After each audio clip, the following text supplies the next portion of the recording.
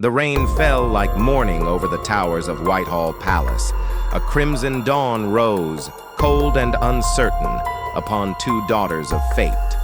One, a child of fire, born of forbidden love and execution's echo. The other, a woman of faith, baptized in loss, crowned in bitterness. Before they were enemies, they were orphans of the same crown. Before one was called bloody and the other virgin, they were sisters. But love in Tudor England was a language written in knives. The midwives whispered prayers that morning, not of joy, but survival. For the birth of Elizabeth meant the death of Mary's peace. The child's first cry cut deeper than any sword her father ever wielded. Because in that sound, Mary heard the undoing of her mother's world. Henry VIII, a man who believed God bent for his desires, had changed everything. He cast away Catherine of Aragon, Mary's mother, for Anne Boleyn's laughter. And when Anne bore a daughter, he called it destiny, not disgrace. But Mary, watching her mother exiled and sickened, called it sin. In the silent halls of the palace, resentment took root like ivy. Mary's rosary beads clinked softly at night, counting her mother's tears. Elizabeth's lullabies were sung by servants afraid to speak the old faith. Each child was raised to remember and to never forgive. God divides what men defy, whispered the courtiers. They saw two girls growing in opposite light, one shadow, one flame. The elder clung to the cross, the younger to her father's favor. Neither knew the other would one day hold the power to kill. When Anne Boleyn's head fell, the air itself seemed to freeze. Elizabeth was only 3, yet the blood on the scaffold named her cursed. Her title vanished, her servants dismissed, her laughter is forbidden. Mary watched it all, and for a moment, pitied her. But pity in politics never lasts. For Mary's heart had been broken too long to mend easily. In Elizabeth's misfortune, she saw justice. In her tears, divine retribution. One sister's sorrow was the other's salvation, the cruel balance of crowns. Years passed, kings changed, lovers died, faiths burned. England became a kingdom trembling between Rome and rebellion. Mary waited for her father's favor to return. It never did. Elizabeth waited for love, and learned instead the art of silence. When Henry died, his will divided not just land, but bloodlines. Edward, the boy king, ruled with frail hands and Protestant fire. Mary and Elizabeth were ornaments in a storm they couldn't stop. But Mary saw her chance when Edward's health began to fade. God will restore the true faith, she whispered, clutching her rosary. She believed her crown would heal the wound her father made. Elizabeth, watching from afar, knew faith was never just faith anymore. It was a weapon, and she would never hold it safely. When Mary finally became queen, the bells of London rang hollow. They didn't sing for joy, they trembled with dread. For this queen carried ghosts on her shoulders and ashes in her eyes. She had waited too long to forgive anyone, least of all her sister. Elizabeth knelt before her, her red hair glinting in the candlelight.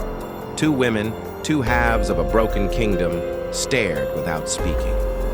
Mary's lips trembled with the memory of her mother's humiliation. Elizabeth's heart beat with the fear that her turn had come. "Do you love me, sister?" Mary asked softly, but the words were stone. Elizabeth bowed her head, whispering what she knew she must. "With all my life." But even then she understood that in Mary's world love was suspicion, and mercy, the rarest luxury of all, had long burned away. The court watched, breathless, as England's past met its future in silence. A silence heavy with everything unspoken, guilt, envy, and the ache of inheritance. They had the same father but different heavens, the same blood but divided prayers. And as Mary's reign began, Elizabeth became her most dangerous reflection. Every glance between them was a shadow, every smile a test. Mary saw her father's betrayal flicker in Elizabeth's eyes. Elizabeth saw her own death waiting behind Mary's crown, two sisters bound by memory, destined to unmake each other. That winter, the fires began to burn, and England, once divided by kings, was now divided by queens. The story of their hatred wasn't born in rage, but in remembrance, because love denied in the end always turns to flame, and so begins the reign of fear, the age of Mary's vengeance. And in her shadow, Elizabeth waits, patient, watching, silent as the grave. The tower's gates closed like the jaws of an iron beast. Cold air carried whispers of the dead through its hollow corridors. Elizabeth walked in silence, her breath white against the winter stones. Every step was a prayer not to be the next name forgotten. London's sky hung low, bruised with smoke and fear. The new Queen Mary ruled not by trust, but by trembling hearts. Her council bowed, her bishops plotted, her people watched and wondered. And Elizabeth, her sister, waited beneath the weight of accusation. They said she conspired with rebels, that her smile hid heresy. They said the blood of her mother made her dangerous by birthright. Every rumor was a dagger sharpened by old faith and new power. And Mary, wounded by memory, believed what fear whispered first. "Send her to the tower," Mary ordered, voice calm as confession. The courtiers lowered their eyes, unwilling to meet her gaze. For they all knew what that order meant: silence, chains, and darkness. Few who entered those gates left with breath still in their lungs. Elizabeth arrived at dusk, beneath the toll of vespers and pity. Rain clung to her hair, her gown heavy with mud and sorrow. The guards did not speak. Their eyes avoided hers like mirrors. They feared the sight of innocence trapped between politics and ghosts.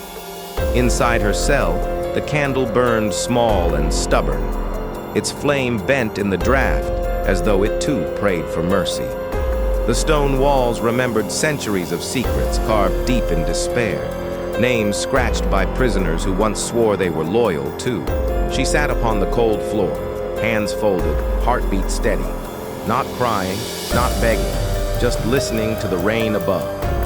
In that stillness, she understood the lesson her sister never learned. That fear, once unleashed, consumes both the victim and the throne. Mary, in her chapel, knelt before the crucifix. Tears streaked her cheeks as incense filled the air with sorrow. She prayed not for peace, but for proof of Elizabeth's betrayal, because forgiveness would mean doubting her faith, and Mary could not. Her counselors spoke in careful tones, feeding her doubts like embers. "Your sister's smile hides ambition," said one. "Her silence hides rebellion." And Mary believed them, because belief was easier than loneliness. The crown, heavy with ghosts, pressed deeper into her weary soul. In the tower, Elizabeth wrote by candlelight on scraps of linen. Her ink was faint, her hand trembling from cold and exhaustion. Each word was a plea without pleading, calm, deliberate, unbroken. "My heart is loyal," she wrote. "God knows, and my sister should too." Outside, the ravens gathered on the parapets, black against gray skies. Their caws echoed through the city like warnings of what was to come. London breathed uneasily, caught between two queens, two faiths, two fates. The people whispered, one burns with fire, the other with patience. Days turned to weeks, weeks into the ache of waiting. Elizabeth watched sunlight crawl across her cell wall, slow and thin. Each beam a reminder that freedom still existed, somewhere beyond. And in that faint light, she found a quiet kind of defiance. For if Mary ruled by fear, Elizabeth would endure by silence. If her sister's faith burned too hot, Elizabeth's would smolder and survive. Patience became her armor, stillness her rebellion, grace her weapon. She would not curse the storm, she would become the calm after. At last, the message came. Not death, but release. Mary, pressed by foreign ambassadors and her own uneasy conscience, relented. Elizabeth walked free, her eyes shadowed, her smile careful as ever. She bowed to her sister, and in that bow promised nothing but survival. But as she left the tower's gate, she looked back only once. The stones seemed to watch her, holding the echo of her footsteps. And in that echo, the future stirred, fragile, waiting, inevitable. Mary had caged her sister's body, but not her destiny. Because in the silence of that cell, a queen had been forged. And one day, when the candles burned low on Mary's reign, it would be Elizabeth's light that rose from the ashes of fear. The torches of Smithfield hissed in the rain. Smoke curled into heaven, thick and bitter as judgment. And in its choking shadow, Mary Tudor found her purpose. She believed she was saving England's soul, but the flames she lit would haunt her name forever. One by one, the condemned were led forth. Priests, mothers, scholars, children, their prayers swallowed by the roar of fire. The crowd watched, silent, some weeping, some whispering, and Mary, behind her veil, whispered too, not mercy, but conviction.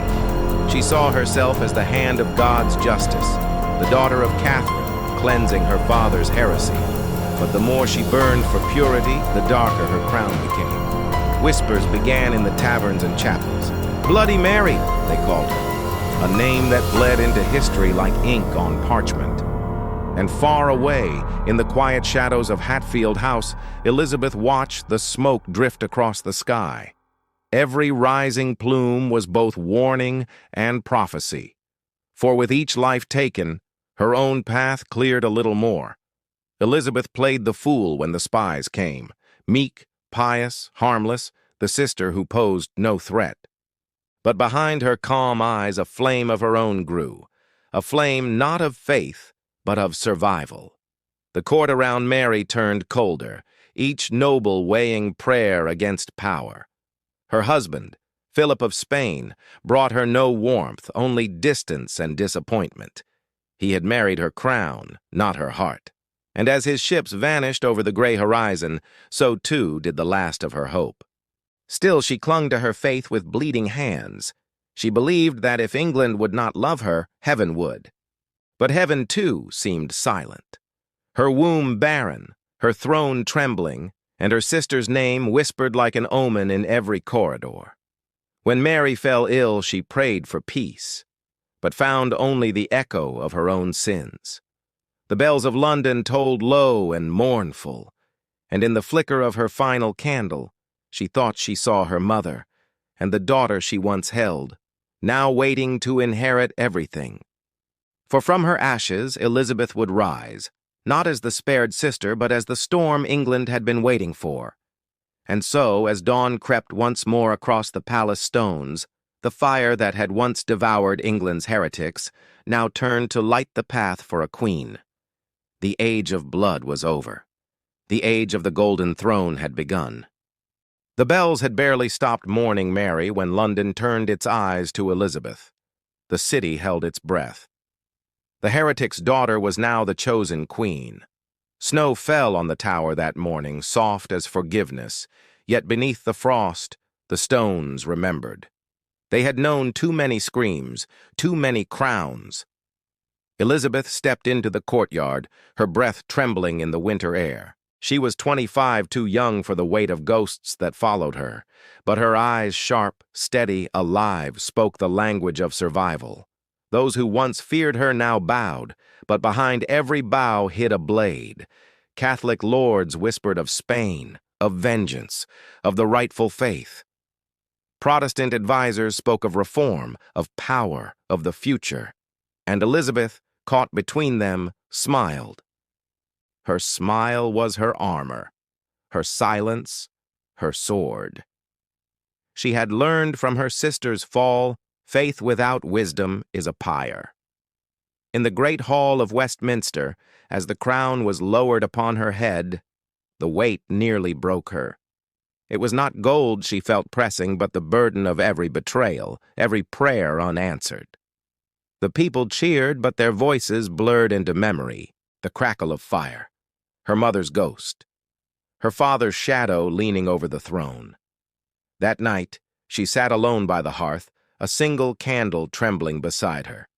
On the table lay her mother's ring, the one Henry had cast aside with fury. Elizabeth turned it in her palm, as if the metal could still speak of love. She thought of Mary not as the monster the world named her, but as the lonely sister who had tried to save a broken faith. Perhaps that was the cruelty of crowns. They make even mercy burn. But Elizabeth vowed then, in that silent room of ghosts, that her reign would be different. No fires, no purges, only order, light, and England's peace, if such a dream could ever live in a world built on ashes. Outside, the city slept beneath its frost, and the river carried the moon like a crown. In that cold, fragile hour, a queen was born from blood and silence, and though she smiled to the dawn, the shadow of her sister's crown never left her head. The bells had barely stopped mourning Mary when London turned its eyes to Elizabeth. The city held its breath. The heretic's daughter was now the chosen queen. Snow fell on the tower that morning, soft as forgiveness, yet beneath the frost, the stones remembered. They had known too many screams, too many crowns. Elizabeth stepped into the courtyard, her breath trembling in the winter air. She was 25, too young for the weight of ghosts that followed her. But her eyes, sharp, steady, alive, spoke the language of survival. Those who once feared her now bowed, but behind every bow hid a blade. Catholic lords whispered of Spain, of vengeance, of the rightful faith. Protestant advisers spoke of reform, of power, of the future. And Elizabeth, caught between them, smiled. Her smile was her armor, her silence, her sword. She had learned from her sister's fall. Faith without wisdom is a pyre. In the great hall of Westminster, as the crown was lowered upon her head, the weight nearly broke her. It was not gold she felt pressing, but the burden of every betrayal, every prayer unanswered. The people cheered, but their voices blurred into memory. The crackle of fire, her mother's ghost, her father's shadow leaning over the throne. That night, she sat alone by the hearth, a single candle trembling beside her. On the table lay her mother's ring, the one Henry had cast aside with fury. Elizabeth turned it in her palm, as if the metal could still speak of love. She thought of Mary, not as the monster the world named her, but as the lonely sister who had tried to save a broken faith. Perhaps that was the cruelty of crowns. They make even mercy burn. But Elizabeth vowed then, in that silent room of ghosts, that her reign would be different. No fires, no purges, only order, light, and England's peace, if such a dream could ever live in a world built on ashes. Outside, the city slept beneath its frost, and the river carried the moon like a crown. In that cold, fragile hour, a queen was born from blood and silence, and though she smiled to the dawn, the shadow of her sister's crown never left her head. She arrived like a prayer, dressed in velvet and vengeance. Mary, Queen of Scots, beauty and danger in equal measure. Elizabeth's cousin, her reflection, her living contradiction. Two queens born beneath the same burning cross of faith. The world called them sisters, but heaven named them rivals. One ruled by caution, the other by charm and flame. Mary's laughter carried through the Scottish court like temptation. Her crown shone bright, too bright for comfort or survival. Elizabeth watched from across her borders in wary silence. Every report from Scotland came wrapped in warning and wonder. Mary was adored, devout, and tragically human in her choices. She married for love, not politics, and love destroyed her. The murder of Darnley spread like rot through Europe's courts. A queen accused of sin, widow, and whispered murderer. She fled across the border, pleading for cousinly mercy. But mercy, in Elizabeth's heart, was carved from fear. The Virgin Queen offered no refuge, only a gilded cage. Years passed, years of letters, prayers, and restless suspicion. Mary wrote in ink, Elizabeth read in shadows and guilt. Every word was both confession and curse between them. Then came the Babington letters, treason sealed in cipher, plots hidden in beer barrels, words of rebellion smuggled. Walsingham's men watched the ink dry, the snare tighten. Elizabeth faced the mirror, her own blood in chains. To pardon Mary was to risk England's ruin and faith. To kill her was to damn her soul for eternity. Elizabeth walked her halls that night, pale and wordless. The decision weighed heavier than any crown of gold. At Fotheringhay, the executioner waited in the cold dawn. Mary knelt in crimson, a crucifix clasped against her breast. She forgave her killers, smiled through tears, and prayed aloud. When the axe fell, the echo became England's judgment. Elizabeth received the news like thunder breaking the silence. Her court celebrated, but she wept behind the chamber doors. For in killing Mary, she had slain her better self, the part of her that still believed in love, in grace. The candlelight flickered in Whitehall, trembling like confession. One queen dead, one alive, both forever haunted by the other. And though Elizabeth ruled alone, the shadow of Mary remained. Long after the blade cooled, it still whispered her name. England slept, but her shadows never did. Beneath the silence of night, another kingdom stirred, unseen, unholy, unstoppable. This was the realm of secrets, built not on swords, but on whispers. And at its heart stood one man, Francis Walsingham, the Queen's invisible blade. By day he bowed before her throne, mild and composed. By night he moved like smoke through Europe's corridors of deceit. Letters in cipher, spies in churches, daggers behind crucifixes. His faith was not in prayer, but in prevention. Elizabeth's enemies were countless, Spain, Rome, and the ghosts of her past. Plots against her blossomed like weeds in fertile fear. Priests disguised as pilgrims, couriers carrying salvation and sin together. Every candle lit for Christ might also light treason's path. Walsingham knew what Elizabeth could never show. Mercy was weakness. He built a network of watchers, merchants, monks, beggars, and queensmen. Information flowed like blood, coded, traded, and bled dry for truth. Each secret became a brick in England's invisible fortress. Messages traveled hidden in ale barrels and false-bottomed chests. Ink disappeared under heat, only to rise again under candle flame. Ciphers within ciphers, an empire made of riddles and betrayal. One slip of parchment could end a dynasty. The Queen trusted few, but Walsingham she trusted like her pulse. He became her shield against the unseen, her eyes in the dark.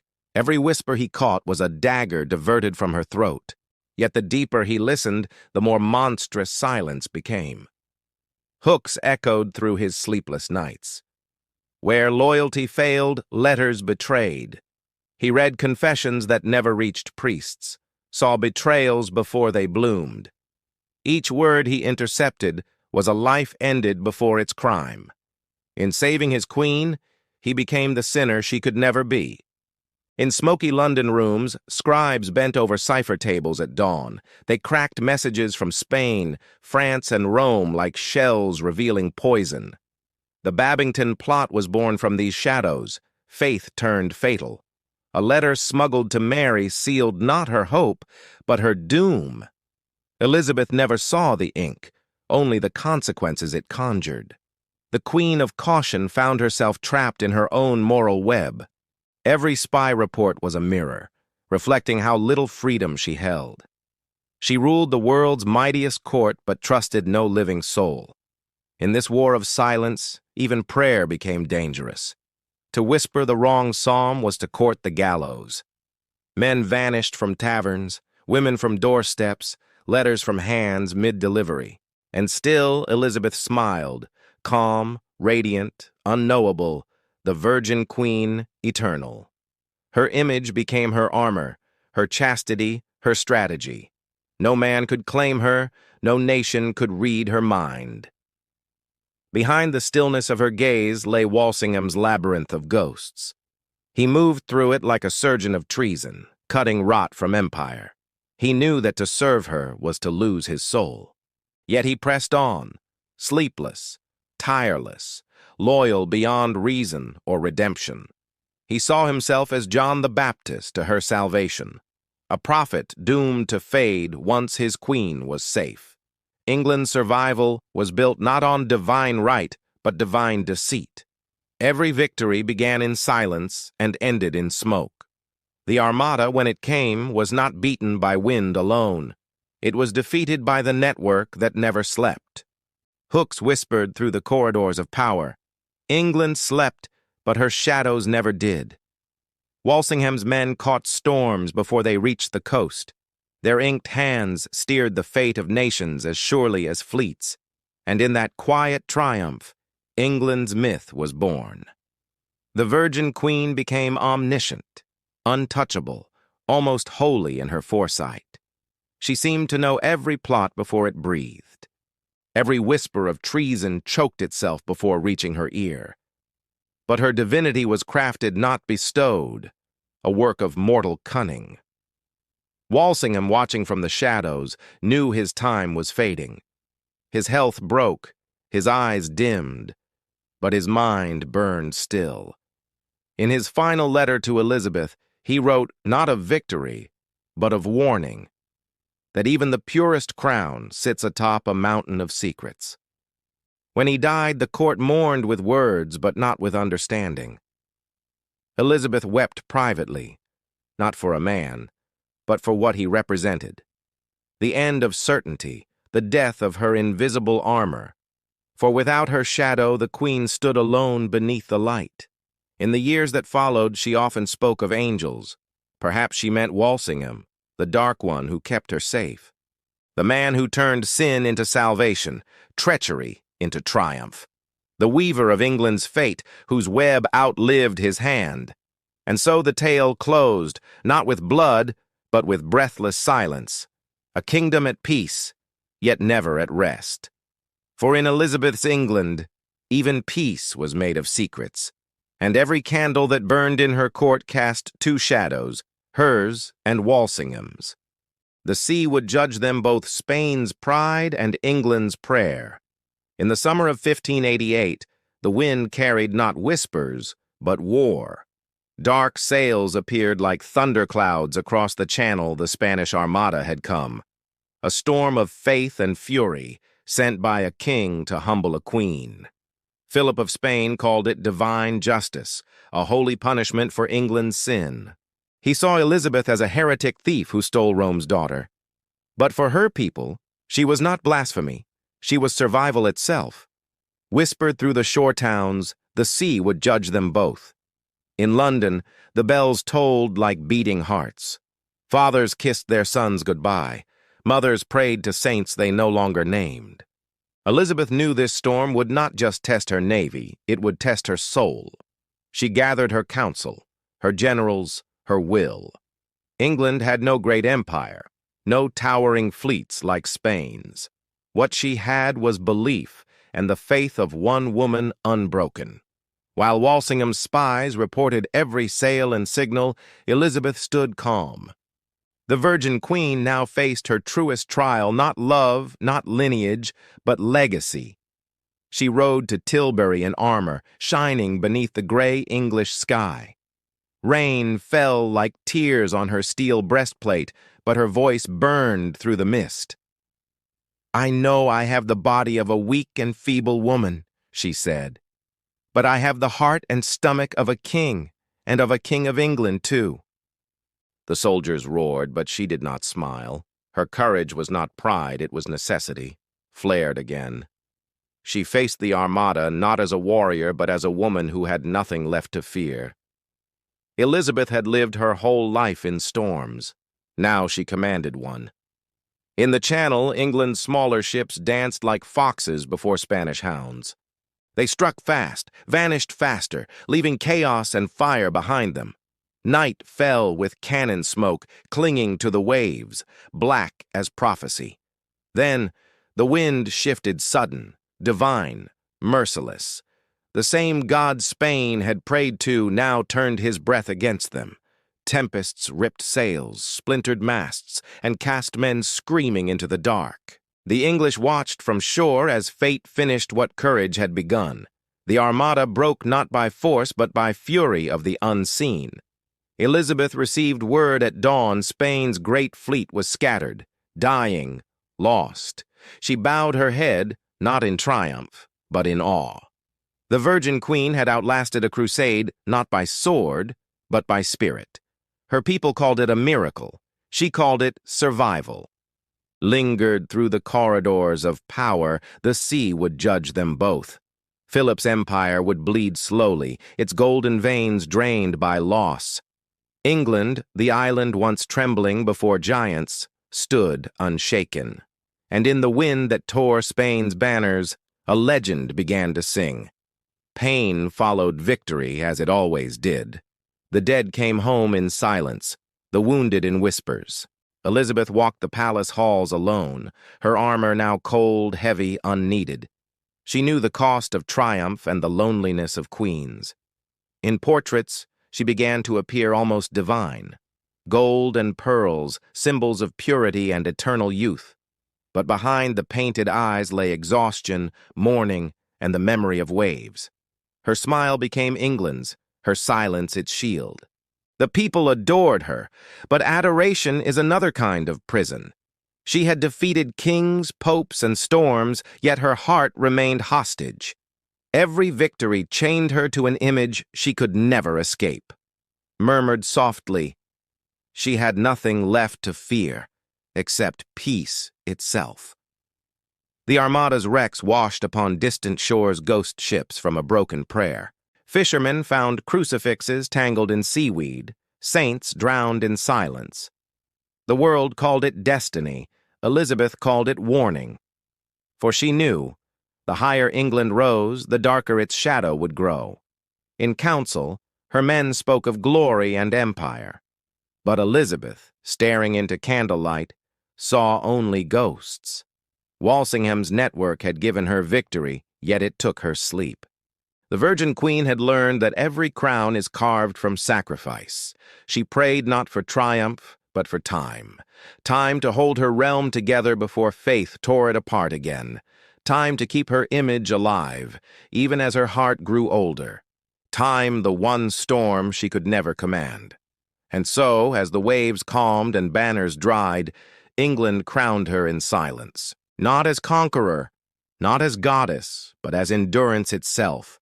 The woman who had no husband, no heir, no peace, only a nation that believed. A queen made immortal not by love, but by the sea that refused to forget her. The bells of victory faded into prayers for the dead.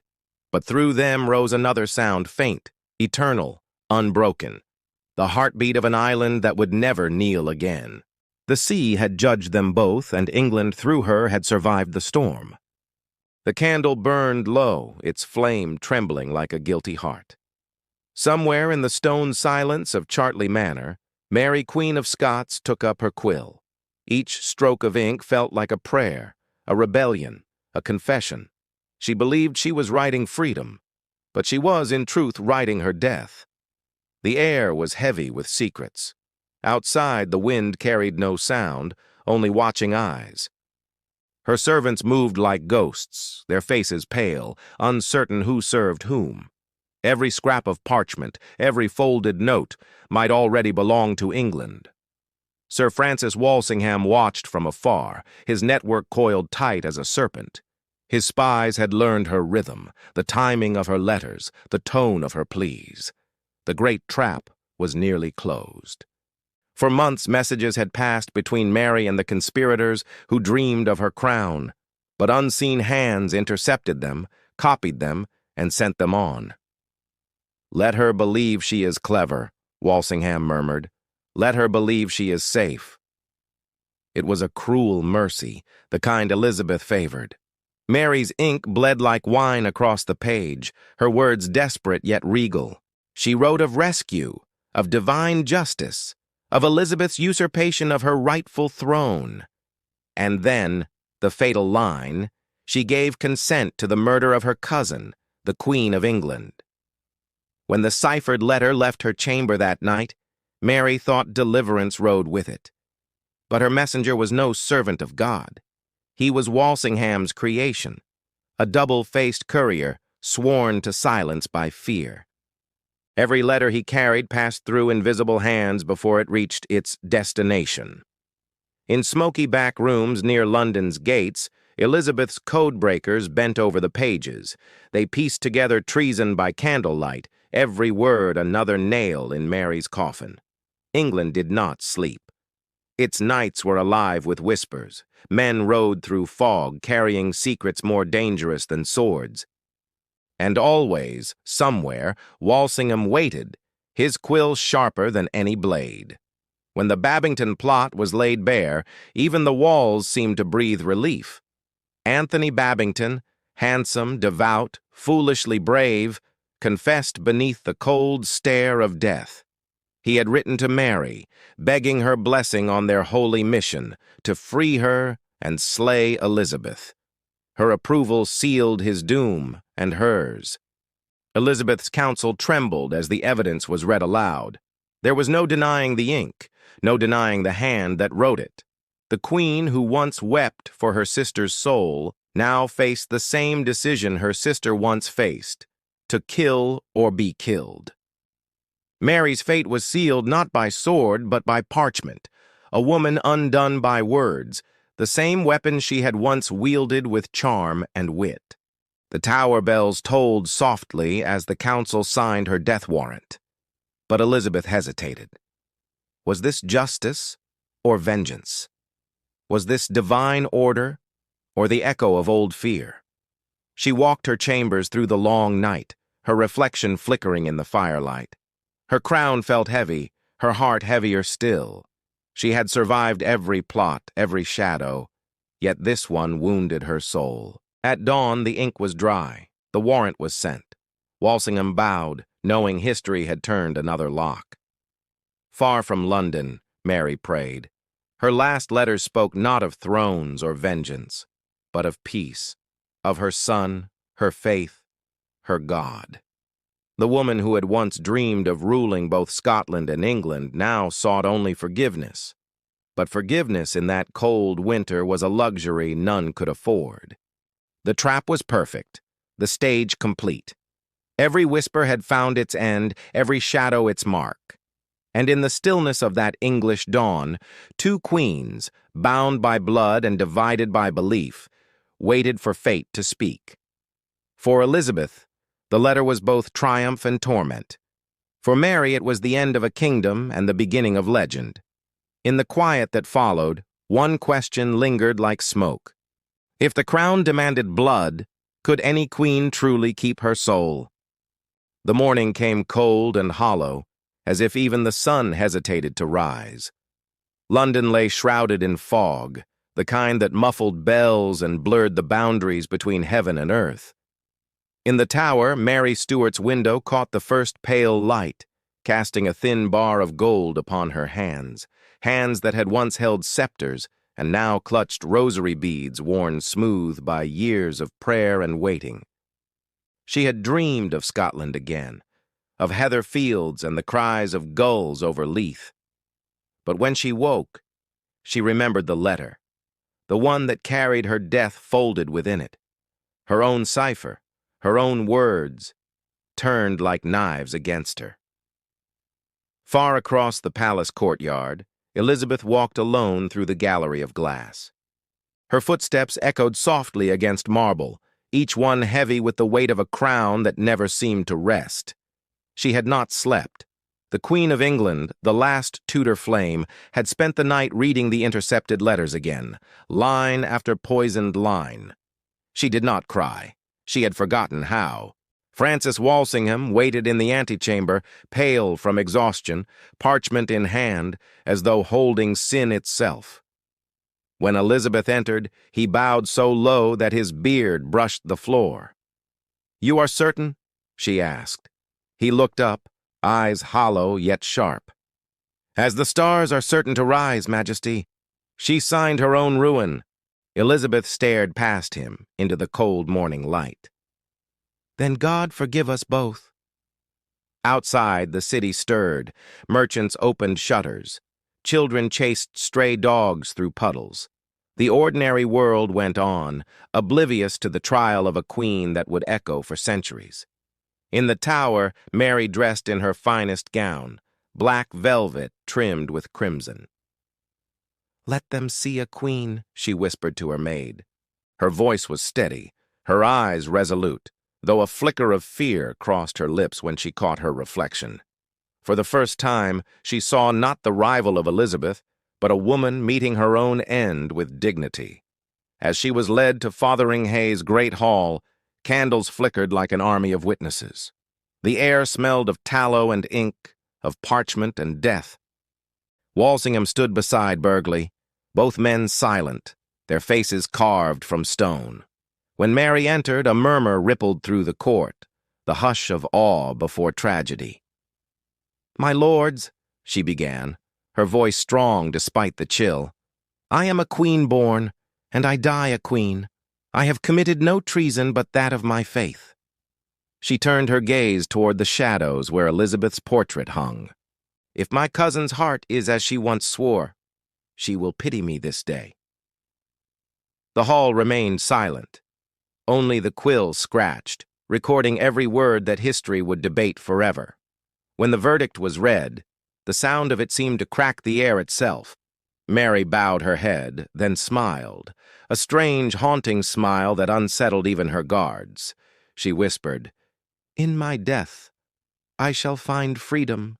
That night, Elizabeth sat alone by her fire. Rain tapped the window like the slow tolling of a bell.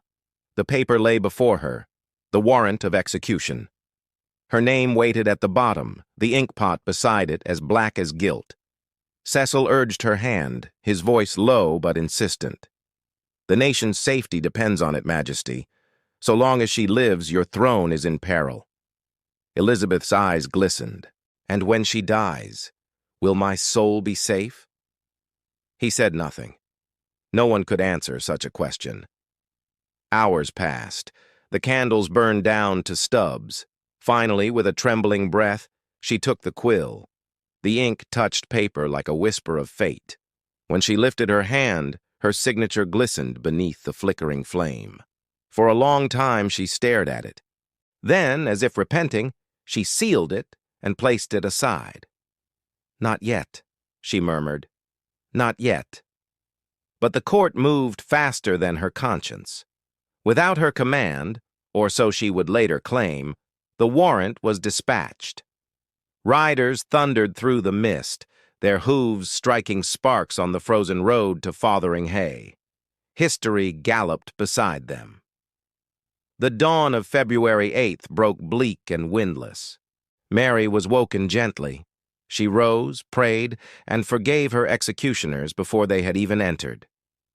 "Do not weep for me," she told her attendants, "for I go to meet my Maker." In the great hall, she knelt upon the scaffold, lips moving in Latin. Her hair, once golden, was now streaked with gray. When the blindfold fell, she whispered, "Into thy hands, O Lord." The axe fell once, twice, then silence, a silence so deep it seemed to swallow the world. News reached London days later. Elizabeth locked herself in her chambers for hours. No one was allowed to enter. When she emerged, her face was pale, her voice thin as smoke. "They have murdered my cousin," she said, though it was her own name that shone beneath the seal. In the chapel at Whitehall, a single candle burned before the Virgin's statue. Elizabeth stood before it, neither kneeling nor praying, only watching the flame tremble. She saw in it the faces of all she had lost, her mother, her youth, her peace. She was the last Tudor, the solitary star in a fading sky. Outside, the bells of London tolled, slow and mournful. The people whispered that England was safe at last, but in the Queen's heart, safety had turned to sorrow. Power, to penance, victory, to silence. And somewhere beyond the reach of mortal kingdoms, two queens finally met, not in hatred, but in the quiet grace of eternity. One weary from rule, the other from exile. One weeping, the other forgiving. History would remember their conflict, but heaven perhaps would remember their tears.